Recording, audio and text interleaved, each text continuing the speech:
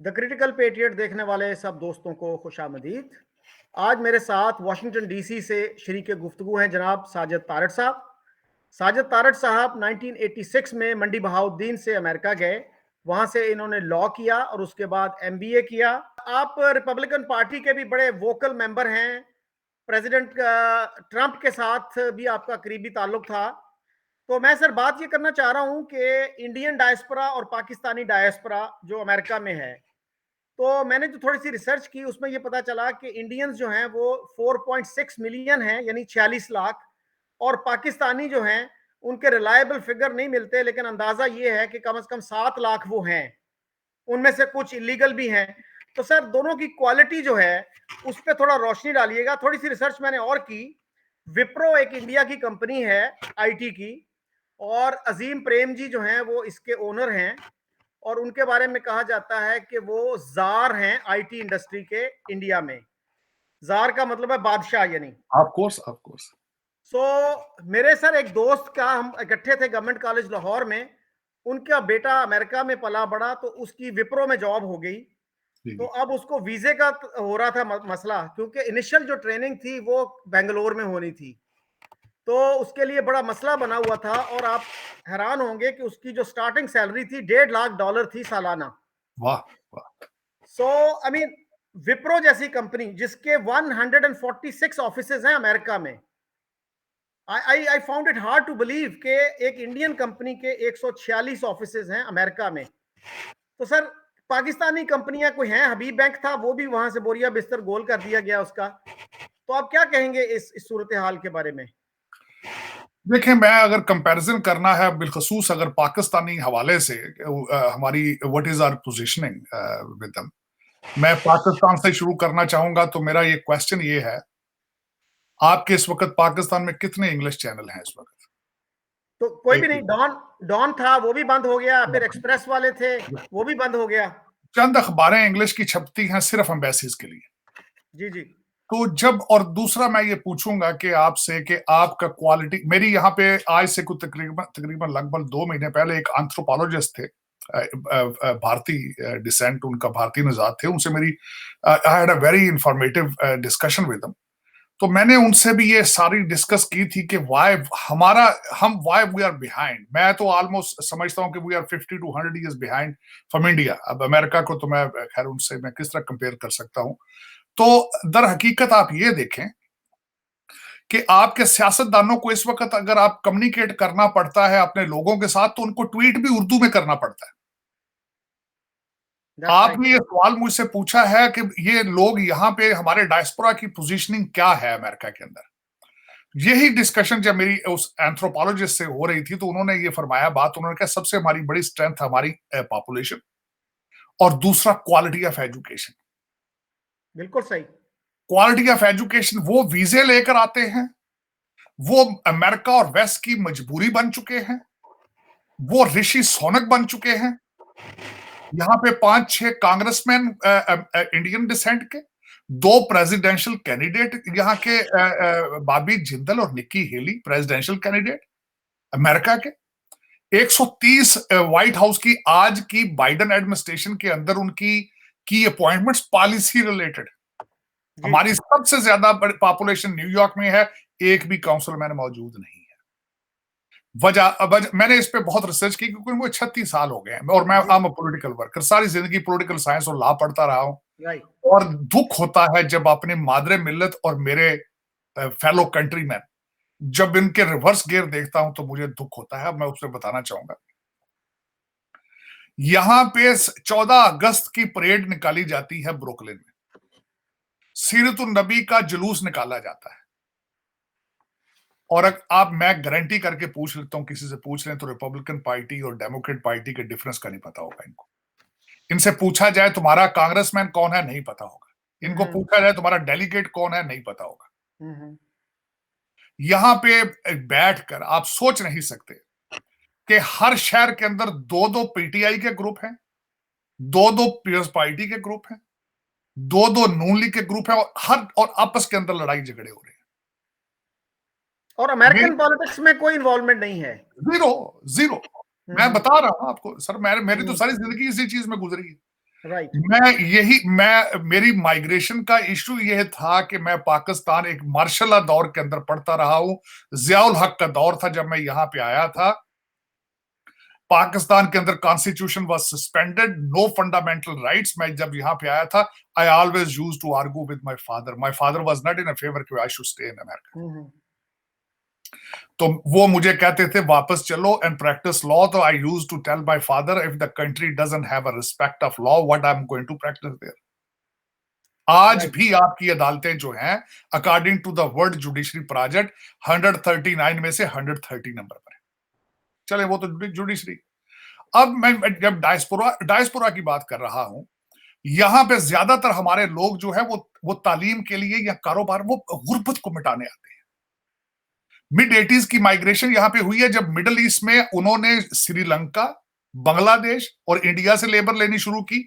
आपको निकाला जब उन्होंने, तो आप वहां से निकले और यहां आ गए। और आप यहां भी आपने दो चार रोटियां कमाई हैं।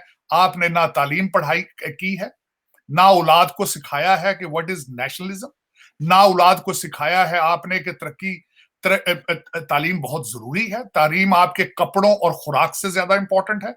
आपका फोकस, जिस तरह वो कहते हैं, किसी ने भूखे से पूछा दो चार रोटियां, वो 4 रोटियां आप कमा रहे हैं, उसमें से 2-4 रोटियां बनाते हैं, वो आप आधी से ज्यादा 70% पाकिस्तान भेज देते हैं। वहां पे कोठियों का शौक है।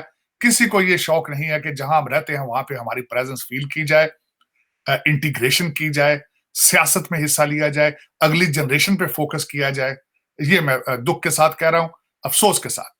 और उसके बाद ये आज मैं छोटी सी मिसालें देता हूं आपको। आज आपके चाइना बॉर्डर के ऊपर America is doing military exercises with the Indian army. India ने S-400 लिया रशिया से, तो अमेरिका ने आंखें मुंह दूसरी तरफ कर लिया। जब टर्की ने लिया तो उस पर एम्बार्गो लगा दिया गया, सैंक्शंस लगा दी गई।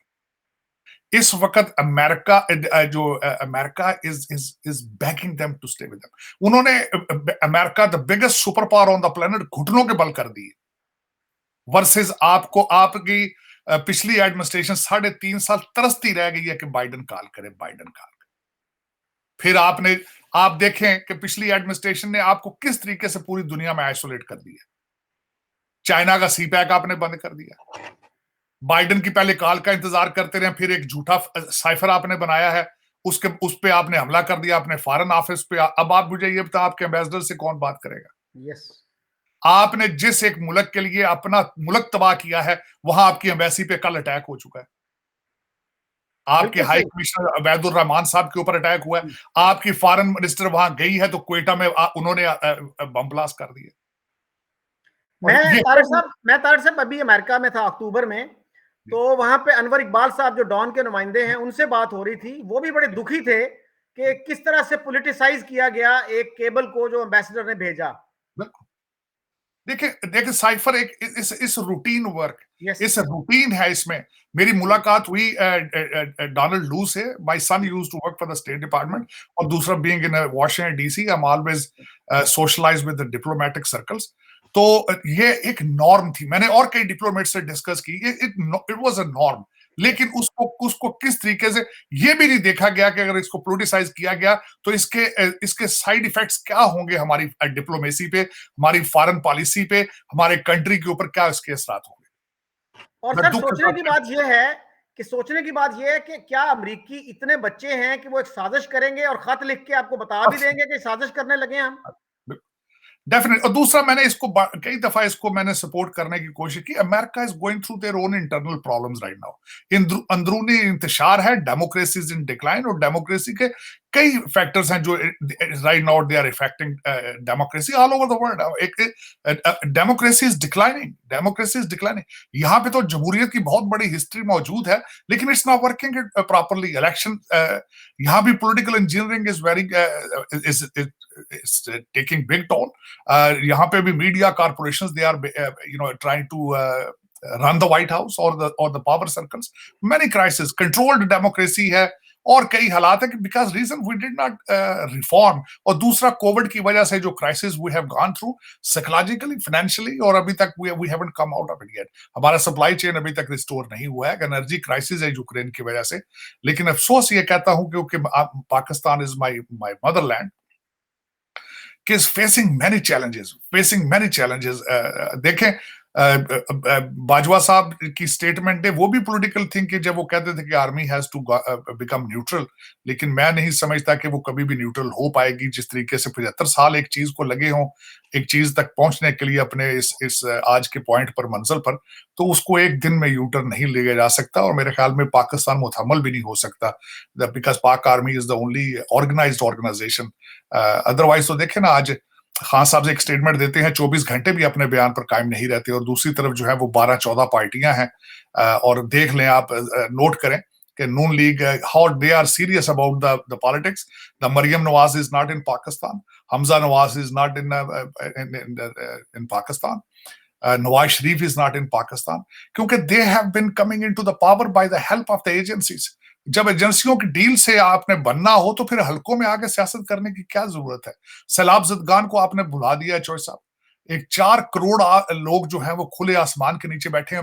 मैंने आज तक ना खान साहब के मुंह से सुना है उनके बारे में, ना जाती दफा बाजवा साहब ने गल्फ न्यूज को इंटरव्यू दिया है, उन्होंने पाकिस्तान के इश्यूज के बारे में पूछा। मैं एक्सपेक्ट कर रहा था कि चौधरी साहब शायद बाजवा साहब उसमें कहें कि सैलाब ज़दगान भी is a issue as well, लेकिन उन्होंने नहीं उस पर फरमाया। उन्होंने सियासत के आसपास और अपनी प्रॉपर्टी की एक्सप्लेनेशन ही देते रहे वो। और दुख के साथ कहूंगा कि ना इस करंट गवर्नमेंट उसका फोकस है, और ना ही अपोजिशन का है। और जो हालात चल रहे हैं कि इलेक्शन इज मेरे ख्याल में ये सोल्यूशन नहीं है, क्योंकि उसकी वजह ये है कि अब इमरान खान साहब की भी 3.5 साल की हिस्ट्री मौजूद है, और दूसरे लोगों की तो लंबी हिस्ट्री मौजूद है।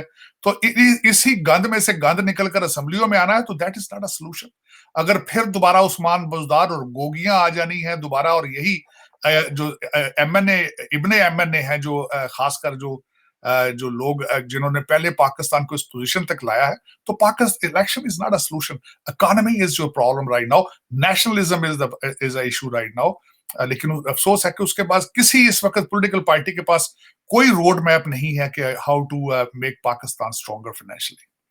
अच्छा तारक साहब, ये बताइएगा कि पाकिस्तानी जो डायस्पोरा है, एक तो वो मजदूरी करते हैं, टैक्सी चलाते हैं, पेट्रोल पंप्स पे काम करते हैं, और फिर वो टेररिज्म में इन्वॉल्व हो जाते हैं। ये क्या माइंडसेट का प्रॉब्लम है? एमएल कांसी से लेके कितने वाकयात हैं, और पर कैपिटा लिहाज से आप देखें तो पाकिस्तानियों का बहुत हाई परसेंटेज बनता है ये। साहब, मेरी तो आपने दुखती रग पे इस पे आपने हाथ रख लिया है, वो इस वजह से मैं बताना चाहूंगा। अब देखें कि हमारी मस्जिदों के हालात क्या है यहाँ पे। मैंने ऐसे ऐसे रंग की यहाँ मस्जिदें, ऐसे ऐसे मसलक की मस्जिदें देखी हैं। दुख के साथ कहूंगा कि खुदा का घर होता है, लेकिन उर्दू स्पीकिंग की मस्जिदें अलग हैं और पंजाबियों की मस्जिदें अलग हैं।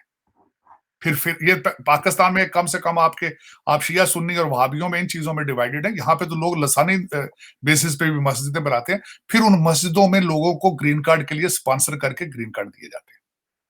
कारोबार है वहां से। और एक ये भी, इसको आर वीजा कहा जाता है, रिलीजियस वीजा। बल्कि मैंने ऐसा देखा है कि लोगों ने एक एक कमरे की मस्जिद बना के वहां से लोगों को स्पॉन्सर करके पाकिस्तान से बुलाए जाते हैं लोग, आर वीजे। कारोबार। हमने हमेशा मजहब में से पैसे बनाए, इसमें कोई शक नहीं, क्योंकि हमारे लिए जो इस्लाम है एक फॉरेन रिलीजन है। हमने उसमें हिंदुइज्म को मिक्स कर लिया है, इंडियन कल्चर को मिक्स कर लिया है, बल्कि अब तो बॉलीवुड की मूवियों को भी उसमें जिस तरीके से नातों के साथ म्यूजिक लगा के वो गानों की टोन पे नाते गाते हैं, मैंने देखा है कि वो आपने बॉलीवुड को भी मिक्स कर दिया इस्लाम के अंदर। हमने समझे नहीं है इसकी स्पिरिट इस्लाम की क्या है। दुख के साथ कहूंगा, आपने अमेरिका के अंदर अगर आप कादरी साहब का उर्स कर लें अमेरिका के अंदर, तो वहां से क्या प्रोड्यूस होगा? बाप चला जाता है टैक्सी चलाने, बच्चे को छोड़ जाता है मस्जिद में, और वो मौलवी वहां पे पैसे लाकर स्पॉन्सर करके लाया जाता है पाकिस्तान से, उसके तालीम की बेस पे नहीं आता। वो मौलवी उस बच्चे को क्या पढ़ाएगा? वो उसको कादरी साहब का बताएगा कि वो जब फौत हुए थे उनकी कब्र से 2 तलवारें निकल आई थी। ये मैंने सुनी बात है। कादरी साहब जो कि सुलेमान तासीर के जिन्होंने उनको हलाक किया था, मुमताज कादरी। मुमताज कादरी, उनका उर्स मैंने यहाँ पे देखा है, मस्जिद के एक अंदर उर्स हुआ है यहाँ पे। अच्छा, जी जी, अमेरिका में मुमताज कादरी यहाँ पे उर्स किया उन्होंने। किस शहर में? Baltimore, Maryland. अच्छा, हाँ। और मुझे चौधरी साहब ये बताएं कि अगर आप इस अमेरिका के अंदर मुमताज कादरी का उर्स कराएंगे तो सेकंड जनरेशन बच्चों को क्या पढ़ाएंगे आप? ये मेरा क्वेश्चन है, ये मेरा क्वेश्चन। और दूसरा शकील साहब मेरी क्वेश्चन है चौधरी साहब आपसे ये कि बाप है वो हार्डली मैट्रिक करके यहाँ पे आया, बॉर्डर क्रॉस करके, वो 18 घंटे टैक्सी ना चलाए तो बच्चों को फीड नहीं कर सकता। आप क्या एक्सपेक्ट करते हैं कि वो उसके बच्चे किधर जाएंगे? उसके पास उस बाप के पास आईक्यू लेवल ही नहीं है to carry to check the performance of his kids in the school. तो वो आप क्या एक्सपेक्ट करते हैं वो आगे एमआईटी में जाएगा? वो गलती से चला जाए तो चला जाए, चले जाते हैं, ये मैं नहीं कहता हूं कि नहीं जाते, लेकिन चले जाते हैं। लेकिन जी इसमें एक्सेप्शंस तो होती हैं जी जी। लेकिन मैं अफसोस के साथ ये कह रहा हूं इसी वजह से we are not rising because we are not here to rise. हम यहां आए हैं पाकिस्तान में कोठियां बनाने के लिए। हमारा आप सोच नहीं सकते कि even in Bangladeshi diaspora is ahead of us. अच्छा दूसरा एक बात होती है ना, मैं ये कहता हूं आप यहाँ के पाकिस्तानी डायस्पोरा को ब्लेम नहीं कर सकते। आप हम जहां से आए हैं जिस फैक्ट्री से बनकर, उस फैक्ट्री को देखें ना पहले तो। हम प्रोडक्ट हैं पाकिस्तान की। हमें जिस तरीके से पंजाब पुलिस मार मार के हमें हमारे ज़हनों में वो खौफ जो डाल दिया गया है, यहां भी पुलिस वाले को देखे तो पाकिस्तानी चारपाई के नीचे घुस जाता है। अपने अपने हमें हकूक है अमेरिका के अंदर, वी हैव अ फ्रीडम। लेकिन जब हम पुलिस को या इमिग्रेशन को देखते हैं और जिस तरीके से वो हमारे साथ बिहेव करते हैं, because we are this is how we come from Pakistan. देखें हमारे, बल्कि मुझसे किसी ने पूछा, ये क्वेश्चन किया, उसने कहा यार ये क्या वजह है, ये लोकल सियासत में क्यों नहीं आ रहे? और ये पीपल्स पार्टी का नाम नहीं, पीपल पार्टी कहते हैं, नून लीग कहते हैं यहाँ पे बैठ के, इमरान खान को कहते हैं इमरान खान यहाँ पे सारे। तो इसकी वजह क्या है? मैंने उसके ऊपर बड़ी रिसर्च की। अब मैं उसकी वजह बताने की कोशिश करता हूँ छोड़ साहब। जब आप एक यहाँ पे $100 कमाएं और $150 पाकिस्तान भेजें आप कोठी बनाने के लिए, और 15 साल लगा के आप बहुत बड़ा आलीशान कोठी वहां पे बना लें, उसके बाद बच्चे आपके यहां आ जाएं, तो आपको सबसे बड़ा खतरा क्या होता है? मेरी जिंदगी की सबसे बड़ी प्रॉपर्टी, तो मेरी जिंदगी की सबसे बड़ी जो एक प्रॉपर्टी है वो पाकिस्तान में पड़ी है। खतरा ये होता है कि वहां पे कब्जा ना हो जाए। अब उसको कब्जे से किस तरह बचाता है? सही। यहाँ पे जब किसी थाने का मुहर्रर आ जाता है तो 300-300 पाकिस्तानी इकट्ठे हो जाते हैं। उसको फिर एक एमपीए या उसको एक एमएनए की प्रोटेक्शन चाहिए होती है। वो फिर पीपल पार्टी के पीछे फिरते रहते हैं, तो वो उसको नून लीग करते फिर रहे हैं। This is what the issue है। अच्छा तारक साहब, हमारे 2.5 करोड़ बच्चे स्कूलों से बाहर हैं, और एक भी हमारी यूनिवर्सिटी जो है वो टॉप की, दुनिया की 400 जो यूनिवर्सिटियां हैं, एक भी यूनिवर्सिटी उसमें नहीं आती। और बिल गेट्स से एक दफा पूछा गया था कि अगर आपको एक इदारे से रिक्रूटमेंट की इजाजत हो, एक यूनिवर्सिटी के स्टूडेंट्स आप सिर्फ ले सकें, तो वो कौन सा इदारा होगा? तो उन्होंने कहा था आईआईटीज। और इस वक्त जो है 23 आईआईटीज हैं। 50s में उन्होंने शुरू किया था एक आईआईटी से, और आज 23 हैं, और पूरी दुनिया उनका लोहा मानती है। चौधरी साहब, आपको एमआईटी में एडमिशन मिल जाएगा, मैसेच्यूसेट्स इंस्टीट्यूट ऑफ टेक्नोलॉजी में, लेकिन आपको आईआईटी में एडमिशन जो है टफेस्ट देन द एमआईटी। अब मैं उसके बारे में बताना चाहूंगा कि आपकी यूनिवर्सिटियां क्यों नहीं है पाकिस्तान। आपकी इस वक्त 5 से 10 हजार लोगों को, मेरी कैलकुलेशन के हिसाब से, they are, I call them ruling elite. उस रूलिंग एलीट के अंदर आपके सियासतदान भी मौजूद हैं, उसके अंदर आपका हर वो पाकिस्तानी मौजूद है जिसके पास इख्तियार है, और वो जब उस इख्तियार को वो अब्यूज करके लंबे चौड़े तरीके से पैसे कमा रहा है। उसका एक फैशन है, या तो उसकी बीवी फॉरेन सिटीजन है और या उसके बच्चे फॉरेन सिटीजन है। अगर नहीं है तो फिर भी ये जो 5 से 10 हजार रूलिंग एलीट है, इनके बच्चे पाकिस्तान में नहीं पढ़ते। वो ए लेवल ओ लेवल करते हैं, लंदन आ जाते हैं या अमेरिका आ जाते हैं। तो वो फिर पाकिस्तान में यूनिवर्सिटियां क्यों बनाएंगे? वो बल्कि वो उनकी ख्वाहिश तो ये होगी जो चल रही है यूनिवर्सिटियां उनको भी बंद कर दें, क्योंकि उनका कारोबार चलता रहे। आपने देखा है, चौधरी साहब, मेरा अलमिया ये है, खान साहब, इमरान खान साहब ऑक्सफोर्ड ग्रेजुएट, हमारे बिलावल भुट्टो साहब ऑक्सफोर्ड ग्रेजुएट जी, हमारे जितने रूलिंग एलीट है, खान साहब की कैबिनेट थी सारी की सारी यहां अमेरिकन और ब्रिटिश थी सारी। मेरा ये क्वेश्चन है, जब ये एयरपोर्ट से उतरते हैं जहाज से, तो ऑक्सफोर्ड की डिग्रियां फाड़ के चले जाते हैं। इनको पता है अमेरिका और बरतानिया ने किस तरह तरक्की की है। इनको पता है कि अमेरिका में, बरतानिया में इन्फ्लेशन की वजह से 3 महीनों में 3 प्राइम मिनिस्टर चेंज हुए हैं। वो जो बोरस है वहां पे, उनके जो प्राइम मिनिस्टर थे, वो वहां पे वो जुलूस निकाल रहे हैं कि मैं इंग्लैंड को आग लगा दूंगा।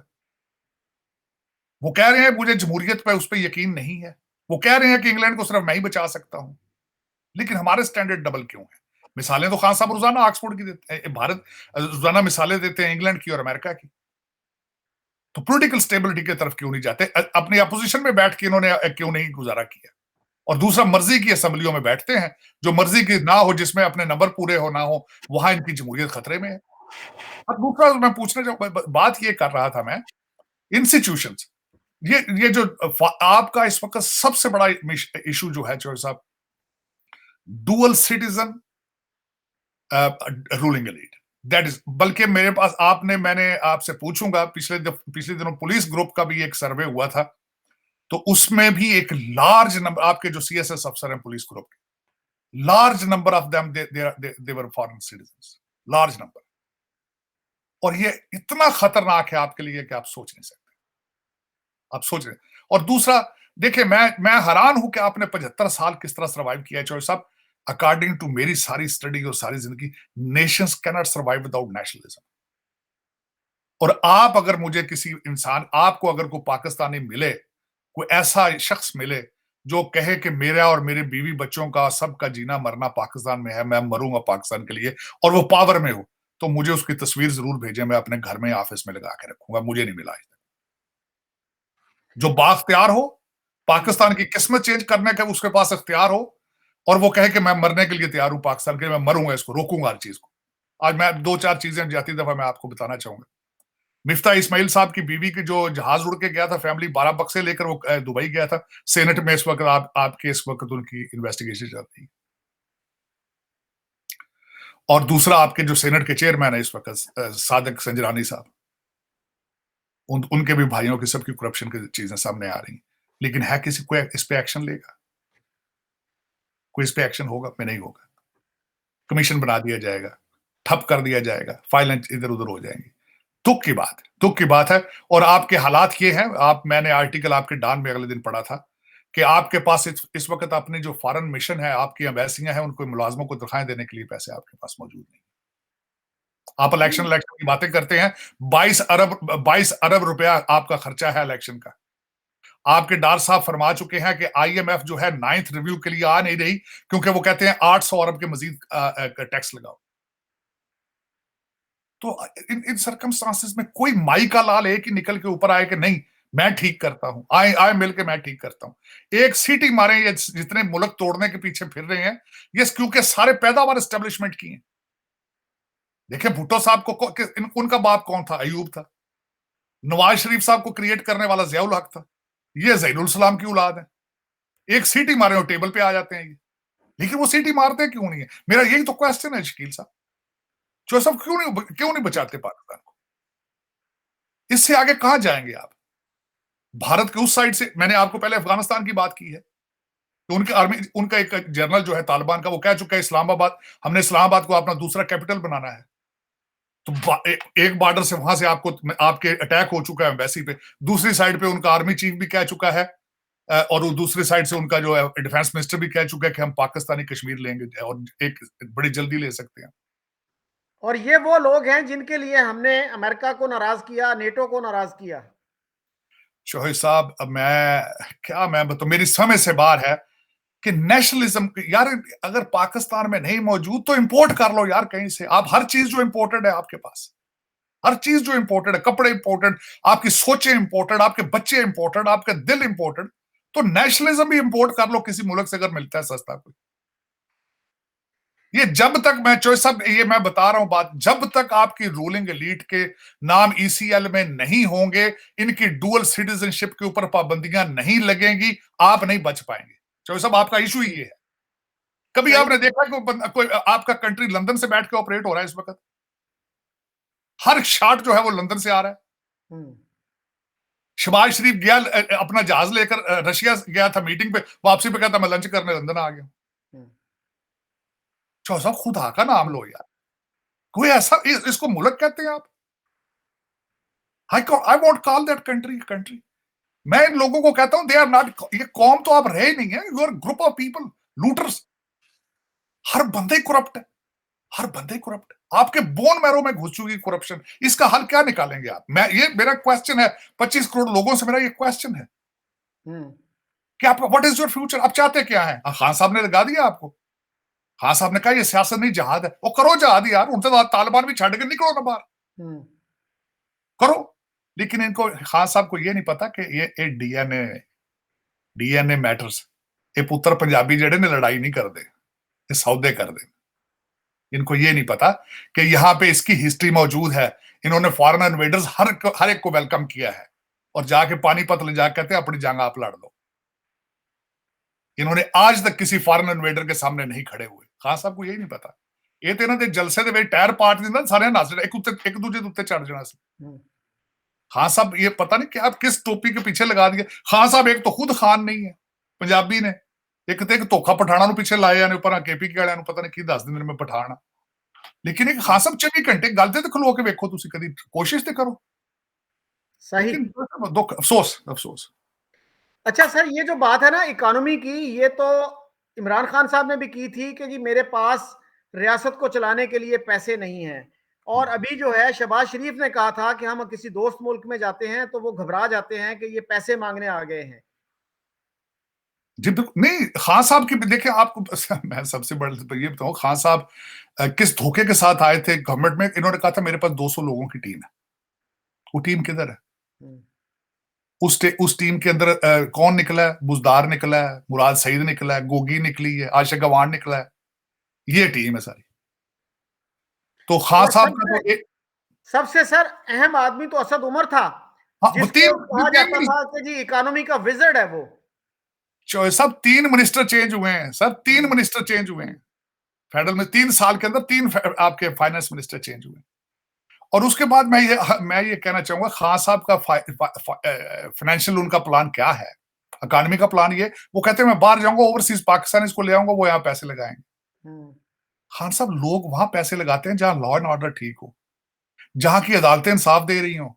मैं लगाता हूं पैसे, आप मुझे ये बता आपकी अदालतें मेरे साथ इंसाफ कर पाएंगी? यहाँ मैंने किसी का एक इंटरव्यू किया था, वो हैं तो डॉक्टर लेकिन उनको समझ है इन चीजों की। वो कह रहे थे कि पाकिस्तान की इकोनॉमी को बहरिया और डीएचए ने सबसे ज्यादा नुकसान पहुंचाया है, और गवर्नमेंट्स ने, किसी गवर्नमेंट ने भी इंडस्ट्रियलाइजेशन की तरफ तवज्जो नहीं दी। और ये जो है 2 करोड़ का प्लॉट ले लें, 2 साल बाद वो 3 करोड़ का हो जाएगा, 3.5 का हो जाएगा। उसमें प्रोडक्टिविटी कहाँ है? आपकी एक्सपोर्ट्स कैसे बढ़ेंगी चाहे वो 10 करोड़ का हो जाए? चौधरी साहब, मैं हार्वर्ड यूनिवर्सिटी में एक कॉन्फ्रेंस में था एक हफ्ता पहले। वहां पे एक हमारे पाकिस्तानी प्रोफेसर थे ख्वाजा साहब, उन्होंने बड़ी एक $1 मिलियन बात की। उन्होंने कहा इस वक्त पाकिस्तान की 2 चीजें चल रही, जमीन के ऊपर, जमीन प्लाटों की, जिस तरह आपने कही। उन्होंने कहा ये इकोनॉमी नहीं है, दिस इज कैनेडा भी कॉल्ड इकोनॉमी। और दूसरी मैं ये बात बताऊंगा कि आपके रुपयों में वो प्लाट ऊपर चले जाते हैं, डॉलरों में लास्ट में जाते हैं। दूसरा प्रोडक्ट आपके पास सिर्फ एक ही है, आप दुनिया में चीप लेबर एक्सपोर्ट कर रहे हैं, बल्कि वो भी आप जुल्म कर रहे हैं। लोग भाग रहे हैं भूख से। आप समझते हैं यहां से बाहर जा रहे हैं और वहां से पैसे कमा के पाकिस्तान में भेजेंगे, ये धोखा दे रहे हैं आप अपने आप को। ये लोग भूख से भाग रहे हैं वहां से तंग आकर। आप समझते हैं कि हम पाकिस्तानी डायस्पोरा क्रिएट हो रहा है। इमरान खान साहब कहते हैं देखिए जी, मुझे याद है उनके एक मिनिस्टर ने कहा था जी देखिए हमने इतनी पाकिस्तान में इतनी जॉबें हम क्रिएट नहीं कर सके, लोग इतने पाकिस्तान से बाहर चले गए। वो भूखे तो दस गए ये सरकार है। या मैं जिस एरिया से हूं वहां से लोग पैदल चल के तुर्की और वहां से ग्रीस जा रहे हैं बेचारे। आधे मर जाते हैं, रस्ते में डूब जाते हैं, आधे पहुंच जाते हैं। वो अपने माँ बाप को पैसे भेजते हैं, वो पीटीआई को थोड़ी भेजते हैं। और ये भी आप जुल्म है, आप अपने लोगों को बेच रहे हैं। आप सऊदी अरेबिया में आपके साथ आपके लिए नाम उन्होंने निकाल दिए हैं, मस्कीन, गरीब, रफीक। You are considered as a third class human, matter of fact, not a citizenship तो वो देते ही नहीं। लेकिन जी। अच्छा तारड़ साहब, मैंने कुछ अरसा पहले असद दुरानी साहब का इंटरव्यू किया, जो आपको पता है कि रिटायर्ड लेफ्टिनेंट जनरल हैं। तो उनसे मैंने पूछा सर आपको जो पर्क्स एंड प्रिविलेजेस मिलते हैं उनके बारे में आप क्या कहते हैं? तो उन्होंने कहा जी मैं तो बड़ा एम्बेरस्ड हूं, बहुत ज्यादा हैं। कहने लगे कि 2014 में मैं ऑक्सफोर्ड में एक ब्रिटिश जर्नैल से मिला जो 1 साल पहले ही रिटायर हुआ था, and he was the top general in Britain. तो मैंने उससे पूछा सुनाओ कैसी गुजर रही है, तो कहने लगा मुझे तो अपनी रोटी रोजी के लाले पड़े हुए हैं, मैं तो कोई बुक लिखूंगा, किसी कंपनी के साथ कंसल्टिंग करूंगा, कहीं कोई लेक्चर दूंगा तो मेरा गुजारा होगा, लेकिन हमें ऐसा कोई मसला दरपेश नहीं होता। तो ये उनके अल्फाज थे sir. I appreciate him for his honesty. देखिए, मैं अगर आप देखें पाकिस्तान की हिस्ट्री, सबसे पहले तो चॉइस साहब मुझे ये शिकायत है पाकिस्तान के साथ कि आप अपने बच्चों को सही हिस्ट्री नहीं बताते अपनी। आपके जो हीरो किताबों में लिखे जाते हैं वो सारे वो पाकिस्तानी नहीं, वो इन्वेडर थे आपके, लोकल हीरो आप नहीं बताते। दूसरी एक सॉरी फॉर इंटरप्शन, एक दफा अफगानिस्तान ने एतराज भी किया था कि आप अपने मिसाइलों के नाम हमारे हीरोज के नाम पे क्यों रख रहे हैं। सख्त जाती, सख्त जाती। दूसरी हिस्ट्री ये नहीं बताई जाती कि इन्हों पेश कर दिया जाता है हमारे, जरा देखें शर्मिंदगी 1947 से। ब्यूरोक्रेट सिकंदर मिर्जा कौन थे? He was a major general. Bureaucrat he was the first Indian to attend Sandhurst Military Academy. First. लेकिन उसके हालात देखें कि कितने स्पीड के साथ आते थे, चेंज होते थे, असेंबलियां किस तरह तोड़ी जाती थी। अयूब खान ने क्या किया है? अयूब खान के बच्चे गौर अयूब की करप्शन और गंधारा मोटर्स, और आज भी पीटीआई की कैबिनेट के अंदर उसका पोता मौजूद है। That's true. असद उमर साहब के वालिद साहब का देखें, या के दौर में वो किस तरीके से लीडरों में पैसे डिस्ट्रीब्यूट करते रहे। लोगों को यह नहीं बताया जाता कि अयूब खान ने 1300 जो पॉलिटिशियन थे उनके ऊपर 10 साल की पाबंदी लगा दी थी। ये हिस्ट्री की किताबों में क्यों नहीं बताया जाता? सही। अच्छा सर, एक और मसले पे आपकी तवज्जो मैं मबजूल कराना चाहता हूं कि हमारे यहाँ जो है पेपॉल तक नहीं है, और इंडिया में सर अमेज़न का दुनिया में सबसे बड़ा जो ऑफिस है वो इंडिया में है, और उसके अलावा भी उनके 4-5 ऑफिसेज हैं। गूगल के 4 ऑफिसेज हैं वहां पे। पेपैल तो वैसे बंद उन्होंने कर दिया। चौहान साहब एक उससे भी आगे स्टेप चला गया गूगल, उन्होंने आपकी पेड एप्स जो है वो पाकिस्तान में ऑपरेट करने से इनकार कर दिया। इसकी थोड़ी थोड़ी फीस होती। चौहान साहब उस पर मैंने मेरे एक इंफॉर्मेशन, मेरे दोस्त हैं तकरीबन काफी classmate, they are in better positions in every department in Pakistan. इन्होंने कहा था कि अब दूसरी एम्बेसियों को तो डॉलर नहीं भेज सकते, जो क्रूशल जो की मुल्कों के अंदर एम्बेसियों उनकी लिस्टें भेजी जाए। उन्होंने जब लिस्टें भेजी तो 3 दफा रिवाइज हुई है कि हमारे पास पैसे नहीं है उनको तनख्वाह देने के लिए। अब आप दूसरा, मैं एक गुजारिश ये करना चाहूंगा चौहान साहब, एक मैं समझूंगा अपनी कौम से 25 करोड़ लोगों से कहूंगा कि रियलिटी पे आए, भारत के साथ अपना कंपैरिजन बंद कर दें। आप इस वक्त पोजीशन में नहीं है बांग्लादेश के साथ भी कंपैरिजन करने का, वो भी आपसे बहुत आगे जा चुके हैं। आपका कंपैरिजन इस वक्त अफगानिस्तान, सोमालिया और कांगो और इथियोपिया टाइप इस तरह के लोगों के हैं, क्योंकि अपनी पॉलिटिकल इंस्टेबिलिटी के हालात देख रहे हैं और सीरियसनेस देख लें। आज मैं आपको गारंटी कर देता हूं, अगर आपको डॉलर जा रहे होते सैलाब के लिए तो सैलाब आपका फ्रंट न्यूज पर होना था। आपके एंकरों ने अपने प्रोग्राम्स के अंदर भी सैलाब जदगान का नाम लेना छोड़ दिया। आपको स्मेल आती है उनसे, बू आती है। What kind of human you are? आप किस किस्म के लोग हैं? 4 करोड़ लोगों को भूल गए आप, उनकी मिजरी को भूल गए। आपने कोविड के पैसे 40 अरब रुपया खान साहब वजीर आजम फंड में से गायब था, आज तक किसी ने उसका क्वेश्चन नहीं किया। वो रियासत मदीना बनाना चाहते हैं, उनके ट्रेलर के ऊपर लिखा हुआ है अमर बिल मारूफ। फिर वो कहते हैं जी अगर मैंने तोशा खाना से खाया है तो फिर जरदारी को भी पकड़े, उसने भी खाया था, उस नवाज शरीफ से पकड़े वो भी। तो यार आपको तो लाए इसलिए गया था कि लोग उनसे बेजार थे।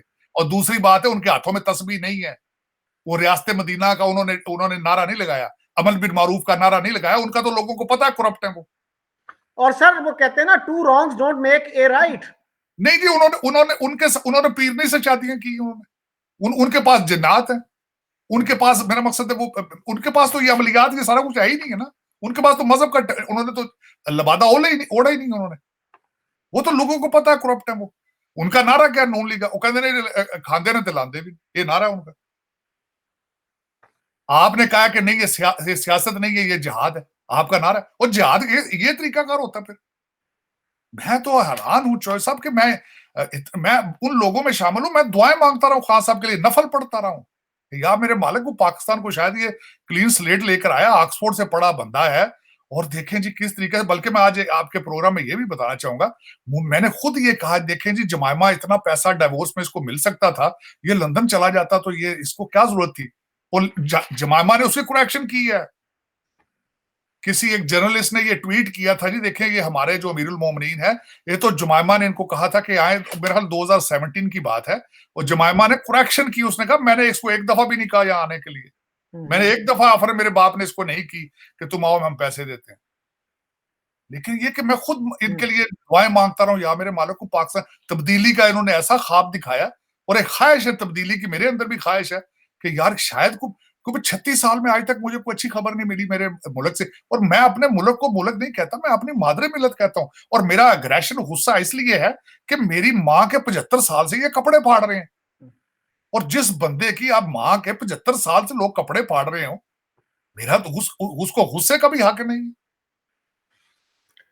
बिल्कुल सही। Any final thoughts before we close Tariq sahab? जोर साहब, मैं थैंक यू सो मच। आप मैं अब वेरी इंप्रेसिव, आपके क्वेश्चन बहुत अच्छे थे, मैंने आपका बल्कि प्रोग्राम देखता रहता हूँ।